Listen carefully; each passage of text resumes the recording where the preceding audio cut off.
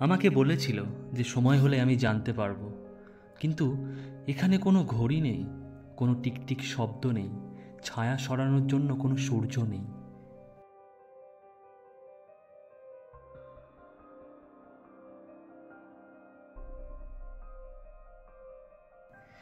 এটা কিন্তু খুব হাস্যকর যখন আপনি ভুলে যান যে কোনো কিছুর জন্য আপনি কতক্ষণ অপেক্ষা করতে পারেন।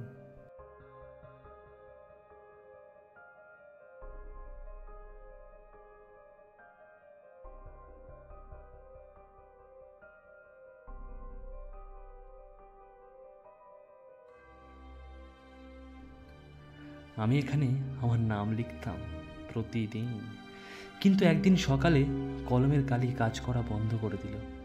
তাই আমি লেখা বন্ধ করে দিলাম, এবং তারপর অক্ষরগুলো কেমন দেখতে হয় সেটাও মনে রাখা বন্ধ করে দিলাম। কেউ কি আছে ওখানে? কেউ আছে ওখানে? তুমি মনে করো নির্জনতায় তুমি সত্য খুঁজে পাবে, কিন্তু নির্জনতা কোনো আয়না নয়, এটা তোমার নিজের কণ্ঠস্বর দিয়ে তৈরি একটা গোলক ধাঁধা, যেটা তোমার এই দিকে ঝাঁপিয়ে পড়ছে।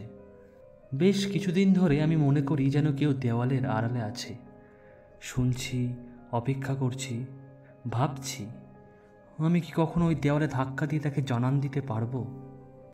কিন্তু যদি দেওয়াল আমাকে এই ঘরের ভেতরে আর না রাখে, যদি সব ভেঙে যায়, বদলে যায়, যদি সব কিছু নিভে যায়,